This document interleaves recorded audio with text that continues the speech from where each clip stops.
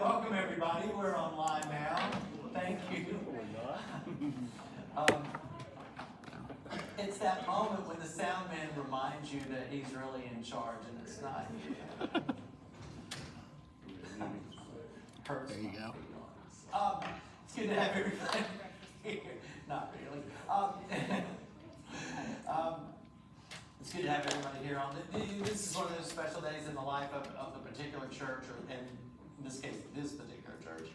In the September meeting, which we have dinner afterwards in the Grove. See, I've learned that line over the past 9 years. I say it right. And we also have communion here today, so we always keep that part in mind, that when communion is a very important part of who we are in the life of the congregation as well, that we gather around the table. And how we gather around the table is a little different because we have the elders actually bring it to you. We have them like takeout.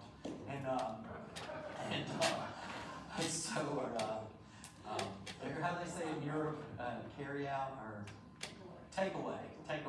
We have takeaway. And so there you go. We have this interesting part of Luke's gospel, and this was really kind of just connected to him, especially these are the three lost stories. Again, we're still on this journey, still trying to get to Jerusalem. Of course, at this time of the year, in the church calendar, once we get there to the end, we get to the end of the year where we get to Advent and we start all over again. But we're heading to Jerusalem. You get there in chapter 19, but this is called the journey section, and along the way, you have this one particular stop, and Jesus is we'll see who his audience is, but he does the three lost stories. Tells them in a row. And when it comes to the church calendar, I don't really understand why they do it this way, but then again, there's a lot about the church calendar I've never understood, but I'm good with that.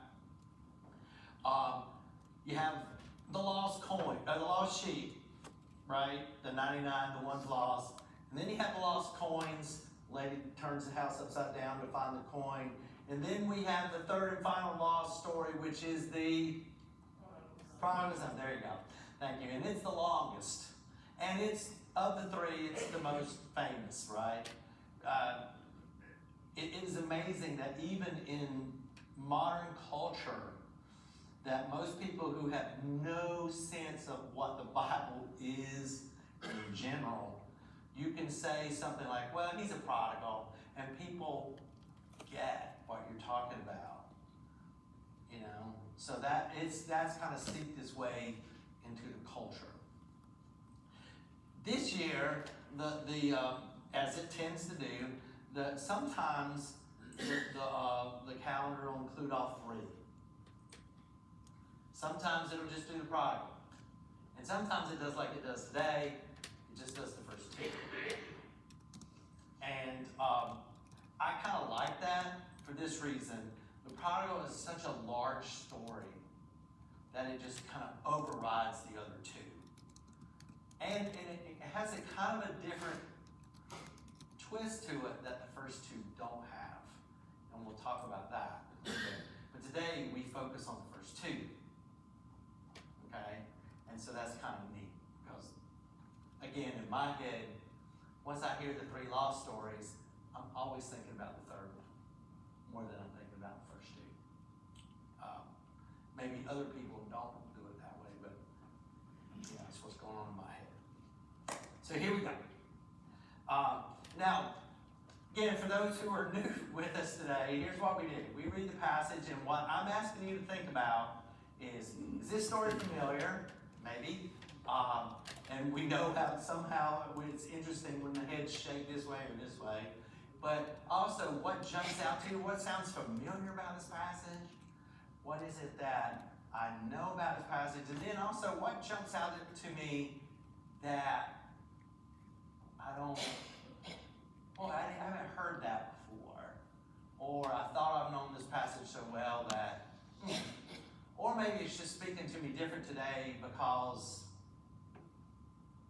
I'm just at a different place in my life. I've heard it differently, or I'm going through this, and so that kind of jumps out, and alike. We'll take it from there. 15, what do I do? 1 through 10. Do I do 1 through 10? Okay, I do. All right. Well, it says so on the sheet of paper, but I just didn't trust myself. Here we go. Now all the tax collectors and sinners were coming near to listen to him, and the Pharisees and the scribes were grumbling and saying, "This fellow welcomes sinners and eats with them." So he told them this parable. Which one of you, having 100 sheep and losing one of them, does not leave the 99 in the wilderness and go after the one that is lost until he finds it? And when he has found it, he lays it on his shoulders and he rejoices. And when he comes home, he calls together his friends and neighbors, saying to them, "Rejoice with me, for I have found my sheep that was lost." Just so I tell you, that there will be more joy in heaven over one sinner who repents than over 99 righteous persons who need no repentance.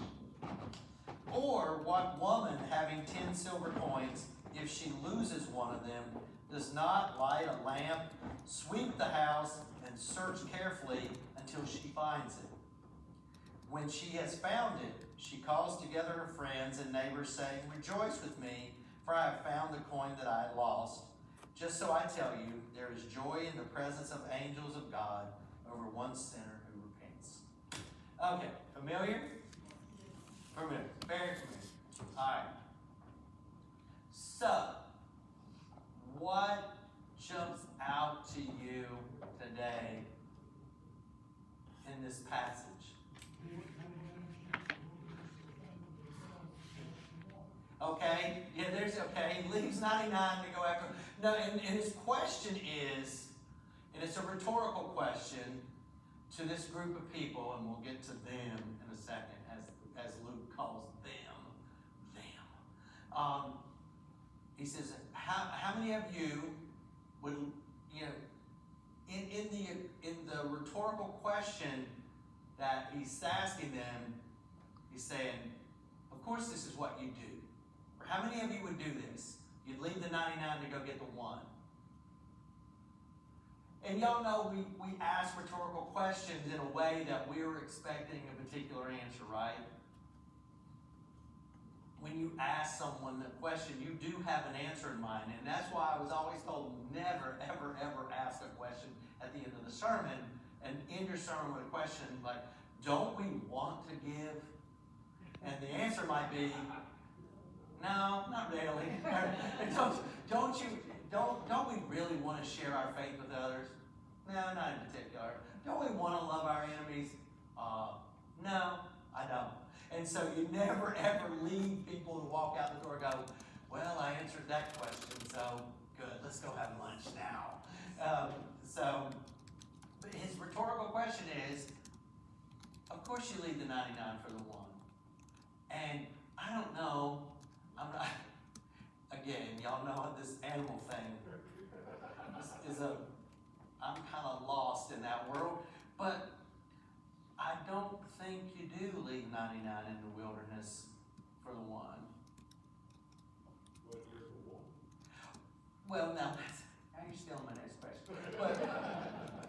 But you do get, because at the risk of the 99 being without someone to protect them for the one.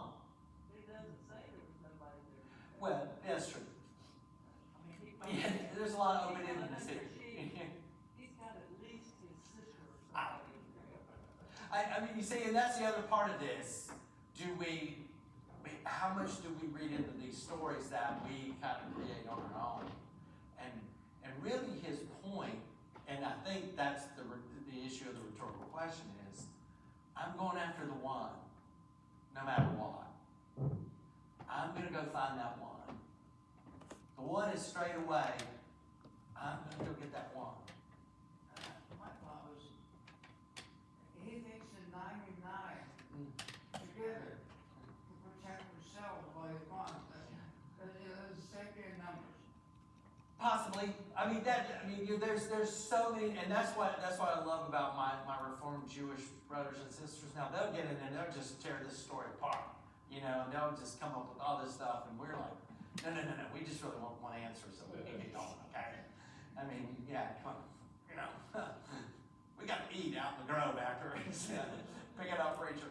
Don't get in the way of food. There is the ultimate overall crux of the story that we're supposed to walk away with is this shepherd is not giving up until he's got everybody back together. It also says to the one that you distract, you can simply bang That ultimately, what's it? Yeah.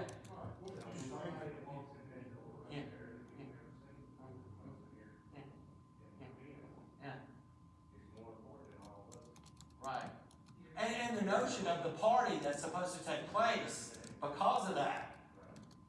We'll get to that too. So, and then you have the second story. You have the woman. The woman is going to turn the house upside. She sweeps the floor. When you lose something, and someone in our family can tend to lose his wallet from time to time in the house. I'm not going to say which one of the kids, which one of us it is. but it's like things get, I'm still leaving it open-ended. But there's these things that you just tend to, you start pitching things and throwing things out of the way just to find one. And that's the impression you get here. This woman has lost one of her coins. How many she had to start with? 10. She's down to 9. She wants her 1 coin back, right?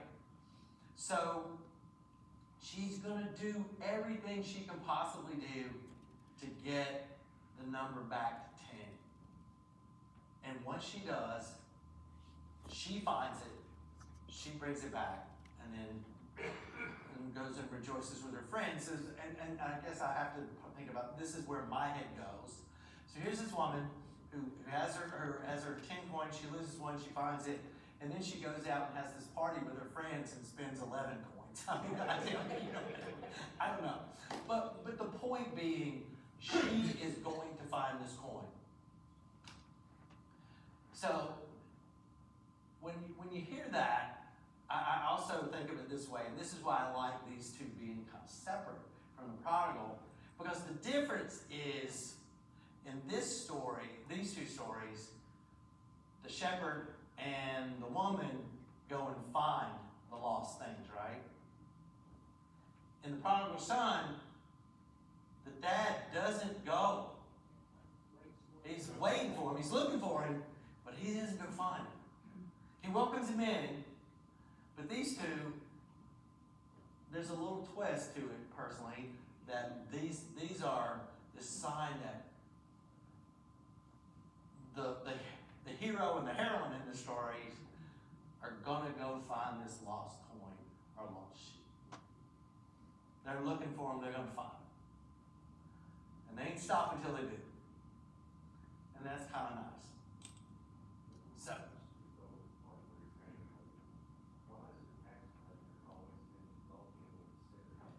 well, tax collector, well, first of all, anybody in this room like paying taxes? So we know in 2,000 years that ain't changed. Number two, you're talking about Jewish people. It would be somewhat akin to us working for China to get taxes from us to pay to China. Nobody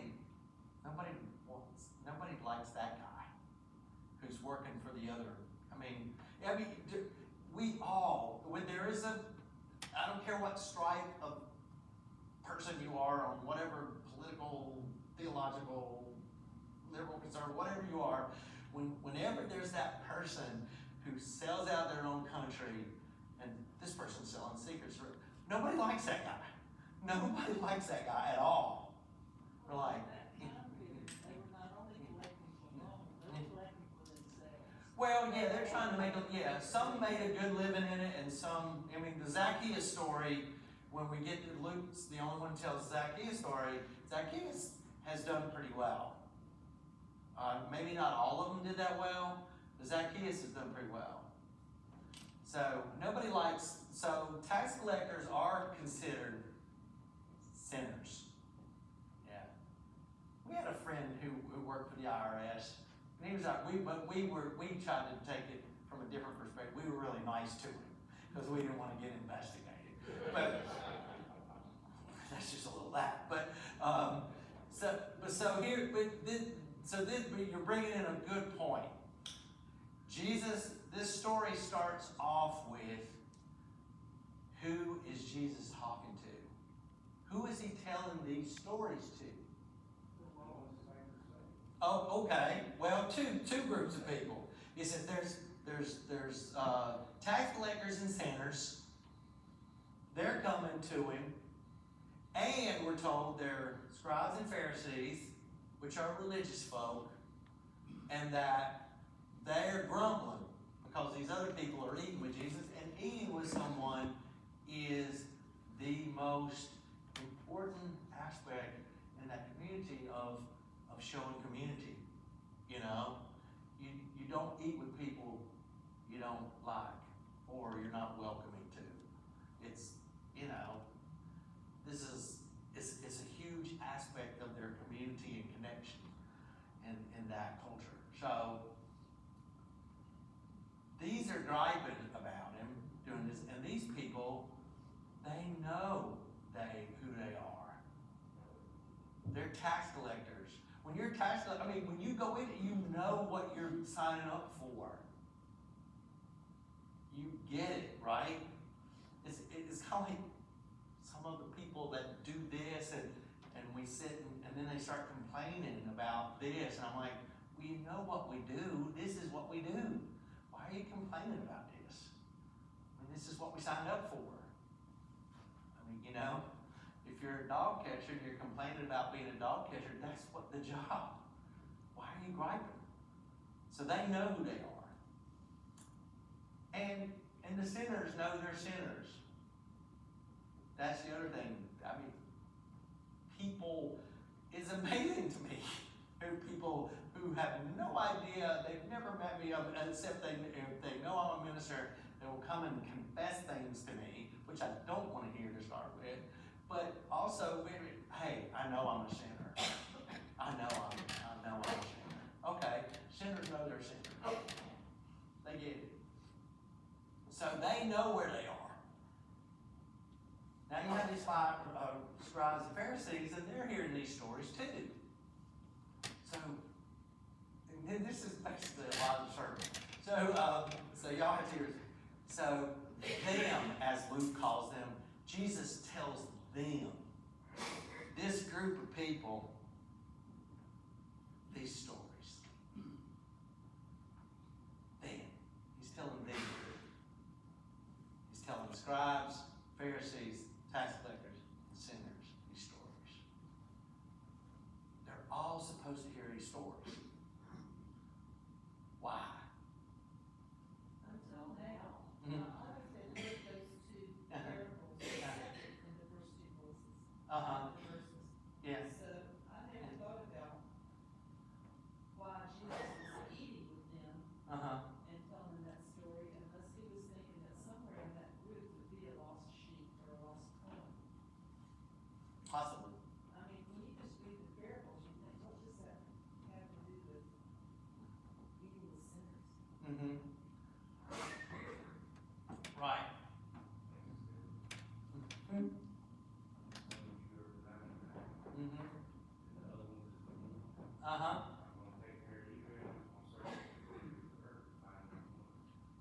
Right. Okay. On one level, he's talking to the sinners and the the Pharisees, right? Tax collectors. He's saying, I'm coming for you. You're a sinner. You're that one who's lost and separated out. I'm coming for you. I'm not stopping. I'm looking till I bring you back. Oh, we have to talk about that part too. Didn't even think about that. But I'm not stopping till you're back in the group.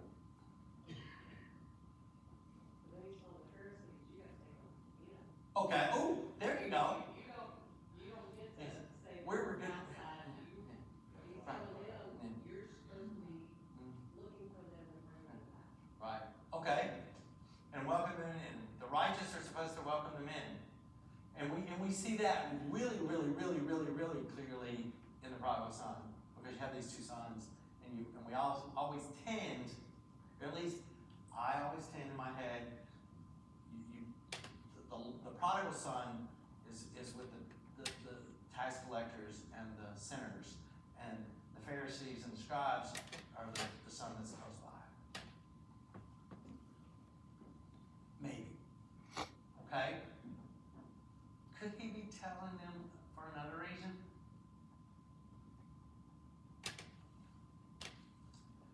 Maybe.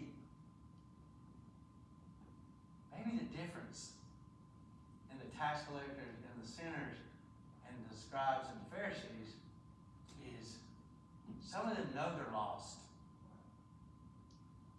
and some don't have a clue they're lost.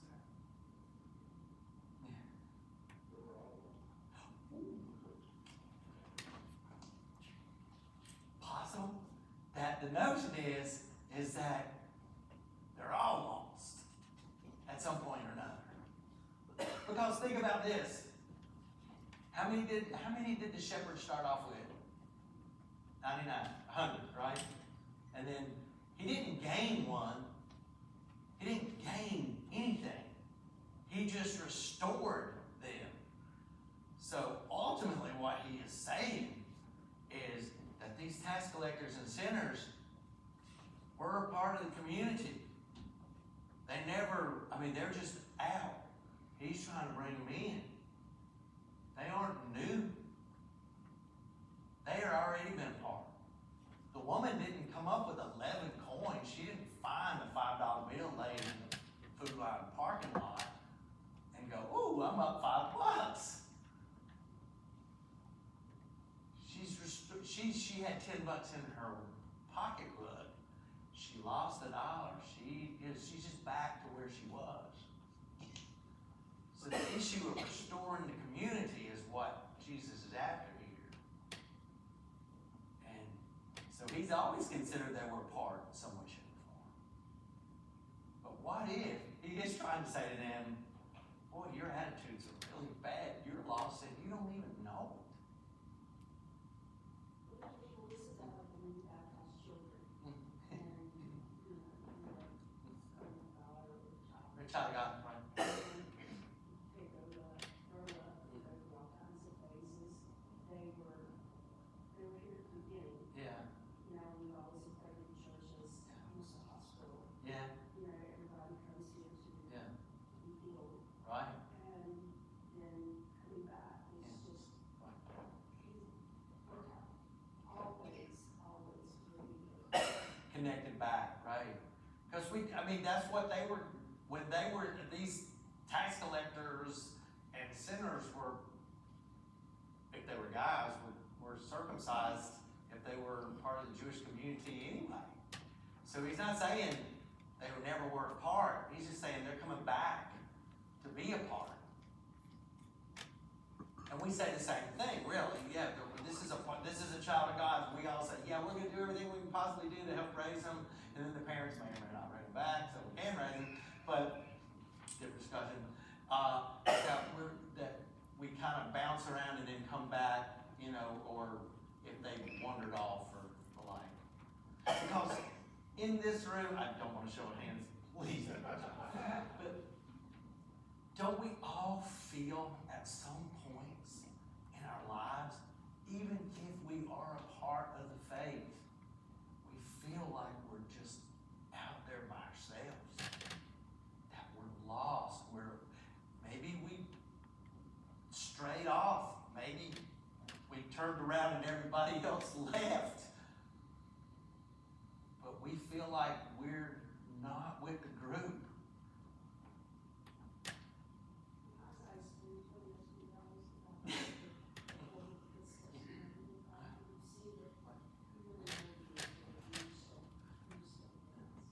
And maybe the most important part of these stories, all of them, is not the 99 or the 1.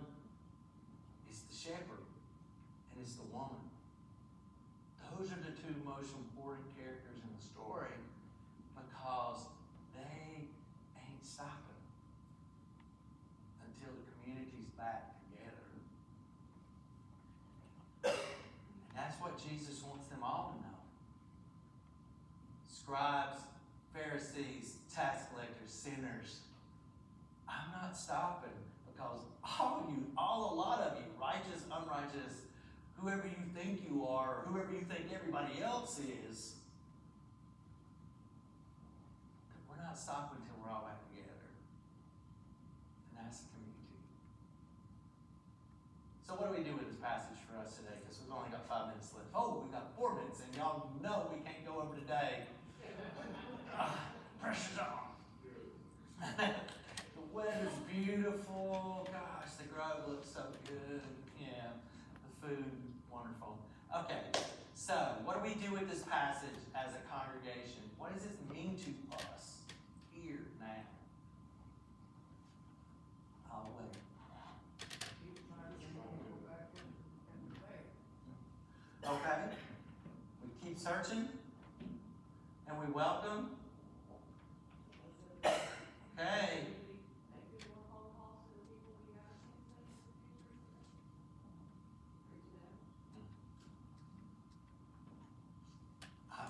I'm just an innocent bystander.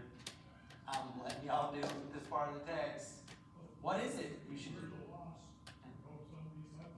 Yeah. Okay. Yeah. That the ultimately the issue too on that part is we know that God's ever searching for us. It's not gonna quit. That's gotta be. Okay. Yeah. And so that means for the 99 that the one coming back, are we willing to let him back in?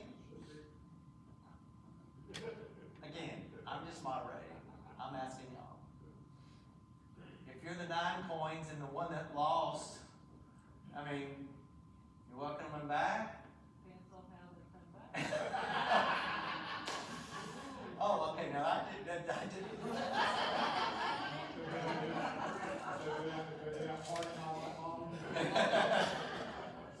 I was.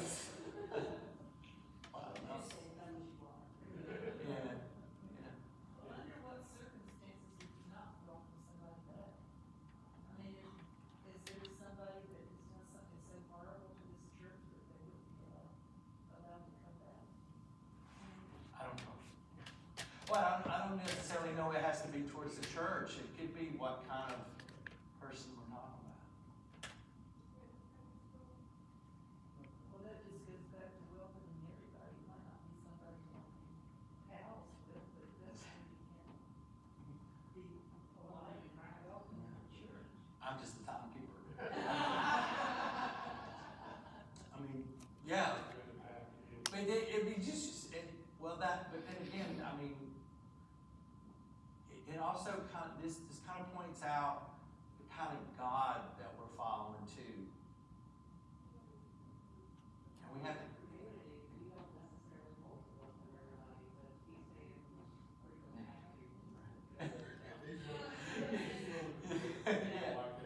Yeah.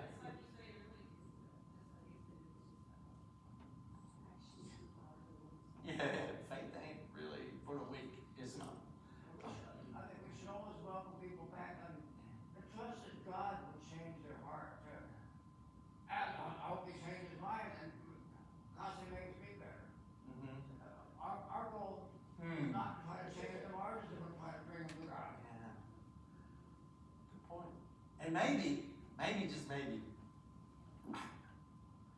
that the other part of the story that Jesus is trying to get at with the Pharisees is that